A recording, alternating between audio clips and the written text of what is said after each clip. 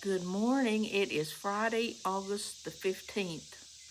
And here with Kentucky Life with Debbie, I'm sitting out on the porch and it's getting humid. But I think I'll just come out as much as I can because before we know it, the snow will be flying. And then we'll be complaining about that because we got to have something to complain about. Well, I hope you're having a good day this morning, and I've got a lot of rat killing to do today.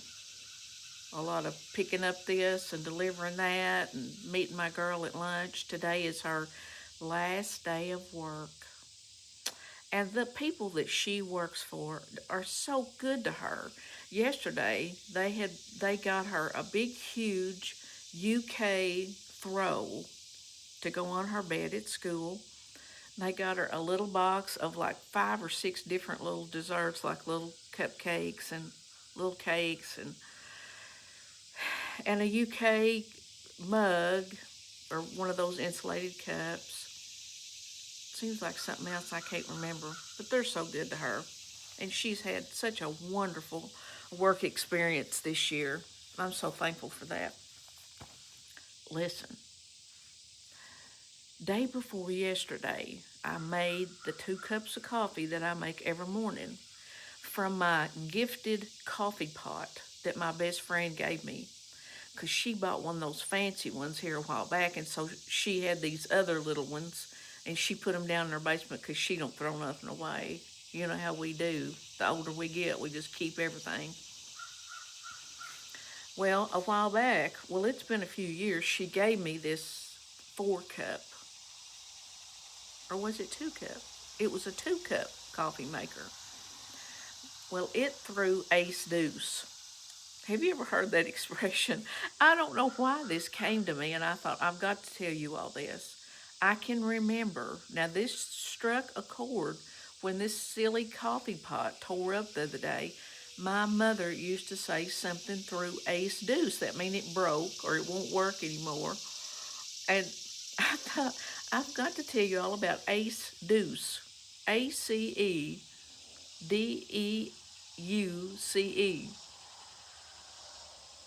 Have you ever heard that expression? Anyway, my mom used to say that. I've not heard that in a million years, and for somehow it came to me. So I was going to tell you the coffee pot through ace-deuce. I felt like slinging that thing up against the wall. I want to tell you what I had to do yesterday morning. Of course, my husband has got to have his coffee. Well, the coffee pot gone. And I thought, what am I going to do? So I just got me out a little pan and put 2 cups of water in it because that's how many cups he drinks. I brought that water to a boil. And then I took a coffee filter and just put the coffee in it and tied it up with just a little tie thing that comes on bread. You know, you have to save those things because they come in handy for everything. Don't be throwing them away. Put them in a drawer. Then I put them, after that water started boiling, I just dropped that coffee filter down in there, and it was slightly turning the water, just slightly turning. I thought, I ain't got time for this. We got to get some action going here. So I got me out one of my little glass bowls that holds 4 cups of water, and I put a little sieve, and I opened that coffee filter up, and I poured that boiling hot water over the top of that, just real slow, and it was going just a little tiny stream. I thought, this is going to take too long of my time, but I had to do it. He had to have his coffee. So I took a spoon and I'd stir those granulars in there and pour that hot water over there. I finally squeaked out 2 cups of coffee. And I thought, I ain't going to be doing this every day. Something's got to give. So I just texted my best friend and I said, hey, the coffee pot threw ace-deuce, and I'm going to go buy me another one. And she said, I may have another one in the basement. And do you know that she did? So now I've got a new coffee pot, and she's got a space in her basement that she can set something else in there now.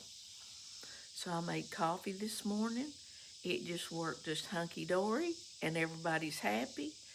So we're going to go on about our rat killing now today because the coffee has been drunk for the day.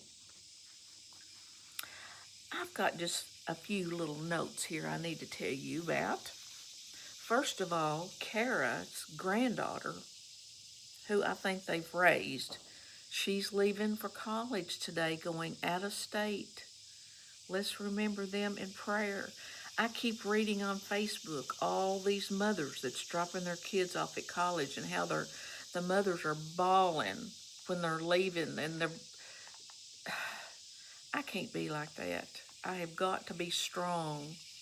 And I know that you guys are praying for me to be strong and my girl to be strong. She had just a little tiny letdown this week that she seemed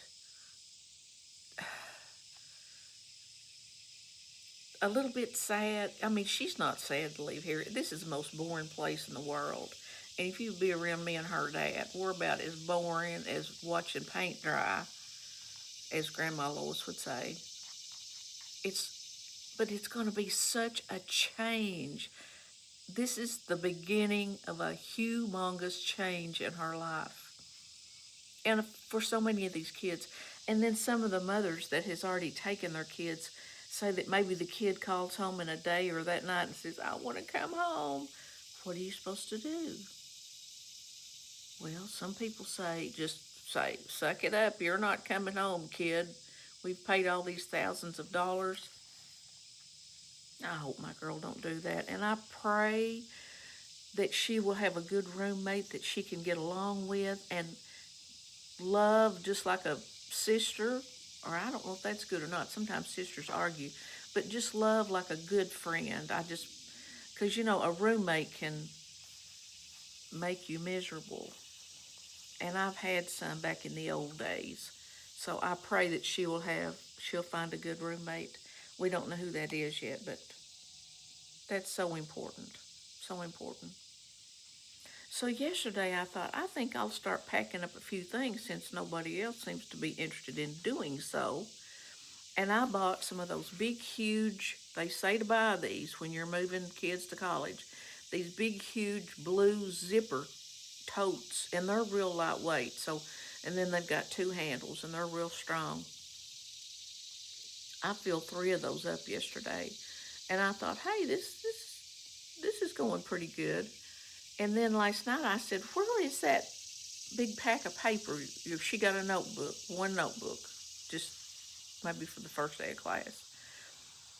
She said, it's back there in Dad's room. Well, I forgot there's like 6 or 7 more Walmart bags back there with stuff in it that's not even in this original bunch. So, I don't know. I don't know how we'll get it all packed up. It's going to be a lot of work. I'll tell you that. I found a gadget I want to show you. My best friend sent me some corn the other day, like 6 or 7 ears, because I just wanted some for a mess. And so yesterday morning I thought, I've got to get that corn cut off. I cannot let that ruin because we love it cut off. I mean, I can't taste it, but I used to love it cut off. And so I got the corn out, shucked it and silked it, and I was going to get a little knife, and you know how that splatters all over the place. And I remembered this little gadget. Now, I ordered that off of some advertisement I'd seen. There's like 3 of them. And let me tell you what, they will cut your finger off. Because I have nicked my fingers before with these things, and it hurts. It's sharp. And I thought of that, and I thought, I'm going to get that out. It's perfect to cut corn off. I just zipped it. It just got the top layer. And then I took me a knife and scraped it to make it nice and creamy. I threw that stuff in a skillet. It probably made about 3 or 4 cups. Maybe 3 or 4 cups. And I put a little salt on it, a little sugar, a little water, and I cooked that. And we had that with our lunch. And I know it was really good. when I asked my husband, he said it was all right. Hey, that's all you can expect around here. But anyway, we had fresh corn, and that little booger right there, I'm sure you could get them anywhere. But it just takes that top layer of that corn off, so it worked really, really good. Oh, something else I found this morning when I walked out on the porch is these little cherry tomatoes. Look at them, aren't they cute? Then I also have these little cherry tomatoes. Look how tiny they are. They just came up from last year. They're different plants. I did have some yellow ones, but I don't know. It seems like they keep dying out on me, so I don't have any of those. Well, last night my girl comes in and she says, "Do you have anything for supper?" And I said, "No. Why should I? Because you can't tell if she'll ever eat or not." And I said, "But I do have a little hamburger left from the other night." And she said, "I don't want no hamburger steak." I said, "Okay, I will fix you a bun." So I fixed some more of those little stick French fries. And I mean, they really work good in that air fryer. And you don't believe the recipe when it says to flip them over. Just take that out about halfway through and just give them a good shake. And then about the last 5 minutes, put just sprinkle a little oil on them and some salt. They are really good. I'll probably fix us some one of these days. So I fixed her hamburger, and I got 2 pieces of white bread, and I've got this little cutter, and I can't remember where I got that. I don't know if that's Pampered Chef or what. It's about the size of a hamburger, and I cut it. It just kind of cuts the edge of the bread off. Made a perfect hamburger bun, and she was happy as a lark. She said no more hamburger steak. And I told her that I hated for her to go out in the world and not know what a hamburger steak is. Now she don't know it's the very same thing. It's kind of worrisome, isn't it? But anyway, yesterday I went to the dollar store because I thought, well, there's a few more things I need to get, like a trash can to go in the kitchen of her dorm room, and a little trash can to go in the bathroom. So I just spent $128 up there. Again, of course, some of that stuff was for us. But I saw these little house shoes, and I wear these little slide-ons all year round, and I've worn them for years. They're Nikes. I don't think they'll ever wear out. But sometimes in the winter, I think I wish I had me a little warm pair of house shoes that the toe was in. So I was looking around up there at the dollar store, and they had these. I meant to bring them out here, and I forgot. They're white, and then they've got a big smiley face on the top of them. And the toe, is in, the back is out. It was like $6. So I just got me a pair of them, and they had a variety of choices, but I liked the smiley face. Well, when my girl got home, I put them on, and I said, "Look at my new shoes, my new house shoes." Well, she got down laughing. And I just stood there and looked at her because, she loves to laugh at stuff I do. She said, "The other day when I was in the dollar store, when she went with my niece the other day, she was out running around. She said, I saw those shoes." And she said, "I laughed to myself thinking, who in the world would wear those?" And I said, "Me." Well, she just hooted and hollered, "I'm going to wear them because I don't care what she says." I said, "You'll be wanting them before winter's over, and I'm not going to give them to you." Now, how do you think that makes me feel? She laughs at everything I do. She thinks I'm a nut. But she knows I'm a genius. I've told her for years that I'd say, just throughout our life, because we laugh and we both have this dry sense of humor, and I'll say, "I'm a genius. That's why that I can do that or this or that." Well, one day she told one of her teachers that she was a genius. Because, she'll tell me she's a genius. I just wondered what that teacher thought when she heard her say that, because I'm sure she said it with such confidence. You're supposed to build yourself up, not let yourself down. So anyway, I've got some new house shoes, and I'm glad, and I'm going to wear them when it gets cold. They're a little bit too hot right now. Hey, what about Anne of Green Gables? We just finished 2 more chapters, and tomorrow I hope to have 2 more chapters ready. I'm going to try to record them today if I can work it into my schedule. Well, I want to tell you this. I know I keep fooling with these glasses. Back in 2002, this little book, it says, prayer. Do not be anxious about anything, but in everything by prayer, present your requests to God, and the peace of God will guard your hearts. That's Philippians 4:6-7. I hear Grandma Lois quote that. That's such a good verse. But anyway, I had a little friend. Let's see, I was trying to think. This is 2025, and that was 2002. That was 23 years ago. I was still working in the school system. But a friend of mine, well, she was a teaching friend, and I always loved her, and she's so much fun to be around. She's got kind of this dry sense of humor that I have. They closed one of the major sewing factories in our county. It went out of business, and they moved it somewhere else. And so many people lost their jobs. But that company would pay if you had worked there and you wanted to go to some kind of school, like a trade school or what, I don't know what all it involved. They would pay for you to better yourself to prepare for another job. So me and this lady Pat were hired to teach some adult classes at night.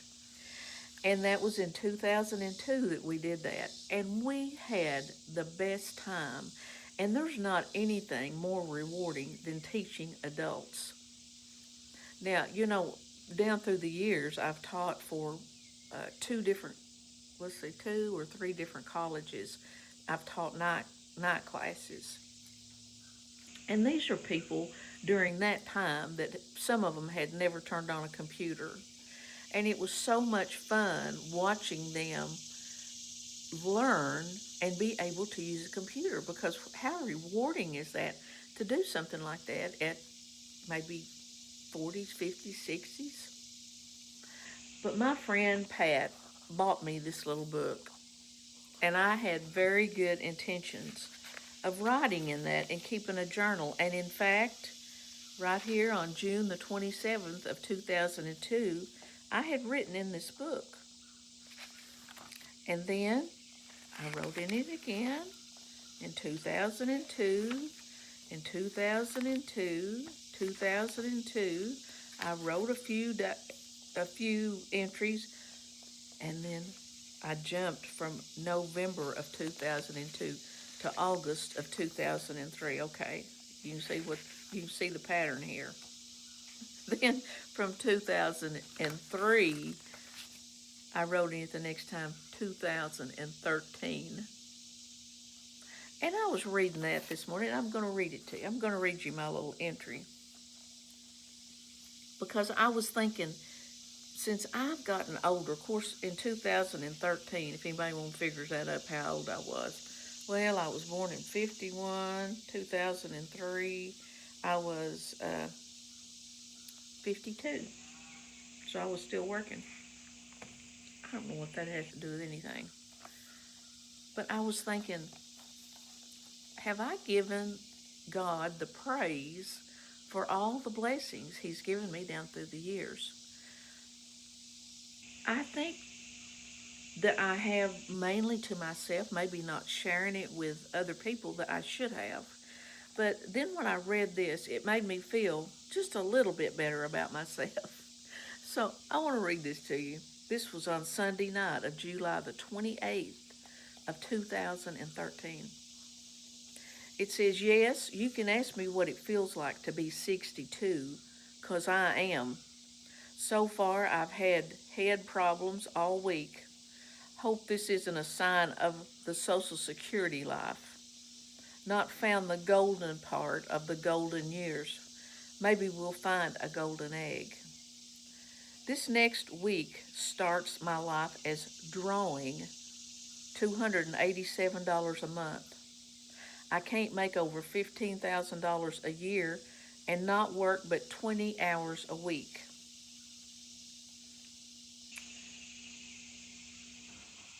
Then on August the 15th, this was a few days later, I said, it's been almost 10 years since I've written in this book. Time sure flies. Memories. I've lost my precious son and gained a daughter when I was 61. God sure supplies a lot of surprises throughout life. Never would I have thought the things that I've been through.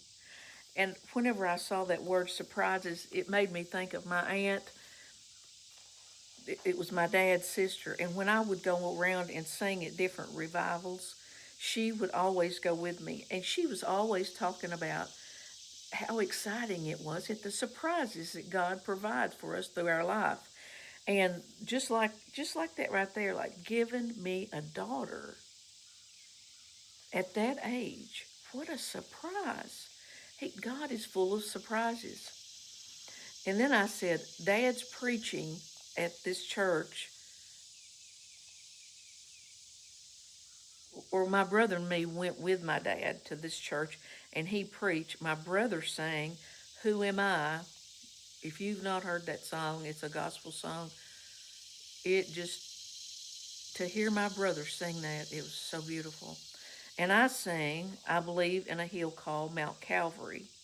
My aunt went with us. On their board at that church, it said there were 55 there that morning, on Sunday morning.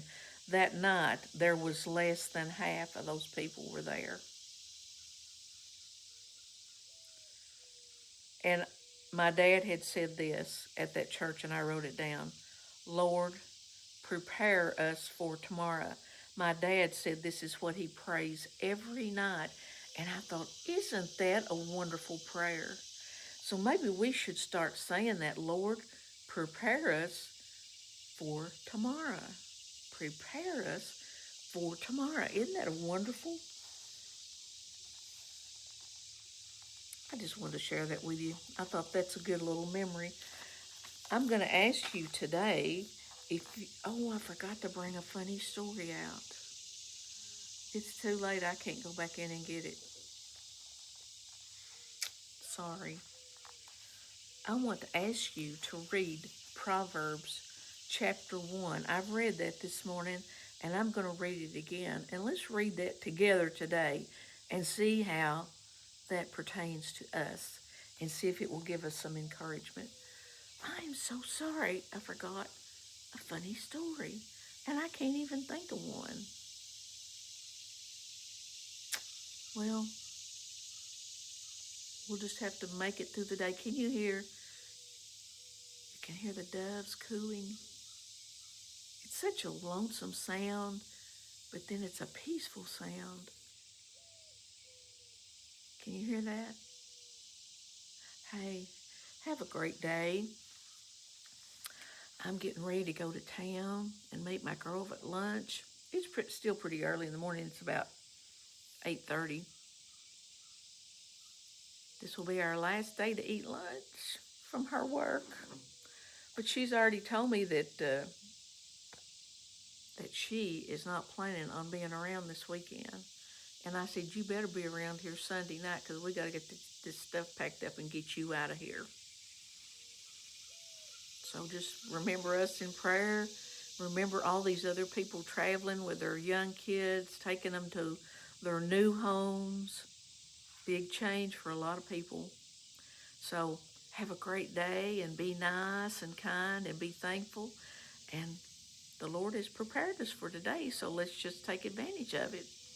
I'll see you soon. Bye.